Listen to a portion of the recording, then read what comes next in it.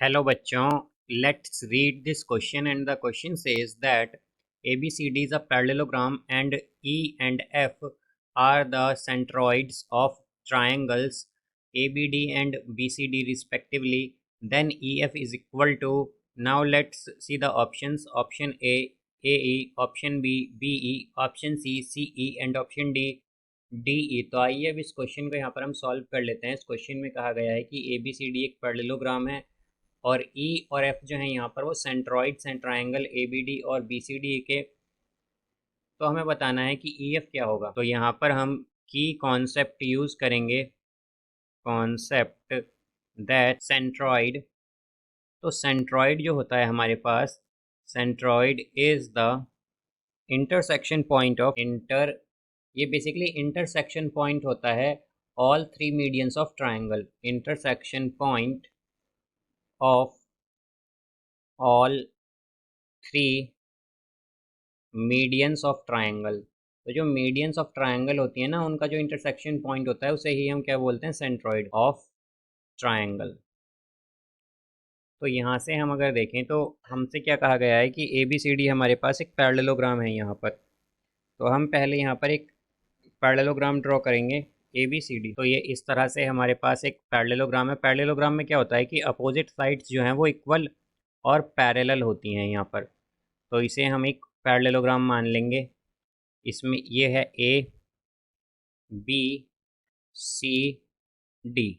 अब इसमें हमारे पास क्या है, जो डायगनल्स हैं इसकी AC और BD ने अगर हम ज्वाइन करें इस तरह से, तो ये है AC, देन BD को भी हम यहाँ पर ज्वाइन कर देंगे।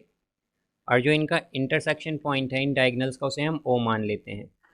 अब हमसे क्या कहा गया है कि हमारे पास जो सेंट्रॉइड हैं ट्राइंगल के वो क्या है, ABD का तो है हमारे पास E, ABD का जो ट्राइंगल ABD का जो हमारे पास सेंट्रॉइड है वो है E। तो हम जानते हैं इंटरसेक्शन यहाँ पर सेंट्रॉइड क्या होता है, इंटरसेक्शन पॉइंट होता है मीडियंस का। तो इसे हम इस तरह से देख सकते हैं कि यहाँ पर ऐसे होगा हमारे पास कुछ, ये E हमारे पास यहाँ पर ये इस तरह से आएगा। एक तो यहाँ पर मीडियन इस तरह से होगी, फिर एक मीडियन आएगी यहाँ पर BC से, या हम कहें कि B से एक्चुअली, और एक मीडियन हमारे पास ये A से आई हुई है। तो ये जिस पॉइंट पर मीट करती हैं ये पॉइंट क्या है, ये है हमारे पास E।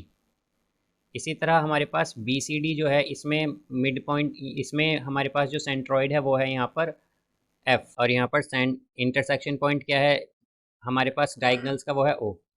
तो अगर हम यहाँ से देखें तो हमारे पास एक तो मीडियन आएगी D से, इसी तरह एक मीडियन आएगी B से, और एक मीडियन आई है C से। तो इनका इंटरसेक्शन पॉइंट क्या है, F है। ये पॉइंट क्या है हमारे पास, F है यहाँ पर। अब यहाँ से अगर हम देखें तो हमारे पास अगर कोई ट्रायंगल हो, अगर हमारे पास एक ट्रायंगल होता है PQR, लेट सपोज ये PQR है, इसमें हमारे पास जो सेंट्रॉइड है, अगर हम देखें कि P से एक मीडियन आई इस तरह से, Q से एक मीडियन आई इस तरह से, और एक मीडियन आई R से यहाँ पर, और ये सब मीट कर गई इस पॉइंट पर जिसे हम मान लेते हैं लेट सपोज O।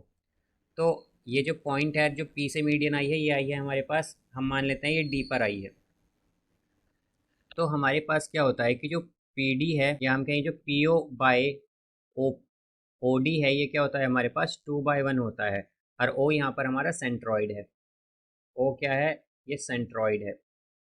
तो ये रेशियो आता है हमारे पास। तो अगर इसी के अकॉर्डिंग हम यहाँ डायग्राम में देखें तो हमारे पास जो AO यहाँ पर AE बाय EO है, ये क्या होगा, AE बाय EO है, ये क्या होगा, ये होगा 2/1। इसी तरह हमारे पास जो CO है, CO, या हम कहें कि CF, actually CF by FO है, ये क्या होगा, 2/1 होगा हमारे पास। तो यहाँ से हमारे पास ये क्या है, ये अगर रेशियो 2 में है तो ये 1 है, यहाँ से ये भी 1 है, और ये 2 है यहाँ पर। इस तरह से रेशियो है इनका। तो हम यहाँ से क्या क्या कह सकते हैं, अगर हम देखें तो EO क्या आया था हमारे पास 1, और OF क्या आया था 1। तो ये 1 1 क्या हो गया, मिलकर 2 हो गया। और यहाँ पर AO भी क्या था, AE क्या था, 2 था, और FO क्या, FC क्या था, ये भी 2 था। तो हम क्या कह सकते हैं कि हमारे पास जो रेशियो आया है इन सब का वो सेम हो गया बेसिकली। तो हम क्या कहेंगे यहाँ पर कि हमारे पास जो AE है वो इक्वल है यहाँ पर EF के, और ई एफ इक्वल है एफ सी के, बिकॉज यहाँ पर हम देख सकते हैं ट्राइसेक्शन पॉइंट हो रहा है हमारा, या हम कहेंगे ट्राइसेक्ट कर रही हैं बेसिकली जो हमारे पास ई और एफ हैं। बिकॉज यहाँ पर अगर हम देखें तो ए ई क्या था 2 और एफ सी क्या था 2, और यहाँ पर एफ ओ क्या था 1 और ई ओ क्या था 1, तो 1 + 1 क्या हो गया 2। और यहाँ पर हम देख सकते हैं कि सबका रेशियो क्या आया, यहाँ पर 2:2 आया, तो इसलिए हमारे पास ये क्या हो गई, तीनों इक्वल हो गई। तो अगर ये तीनों इक्वल हैं तो हमसे क्या पूछा है, यहाँ पर हमसे पूछा है कि ई एफ किसके इक्वल है। तो अगर हम देखें तो ई एफ जो है ये इक्वल है एफ सी के और ए ई के, तो यहाँ पर हमारे पास ये इक्वल होगी ए ई के, तो इसका करेक्ट आंसर आएगा option A, that E F is equal to A E. So I hope you understood it well, best of luck, thank you.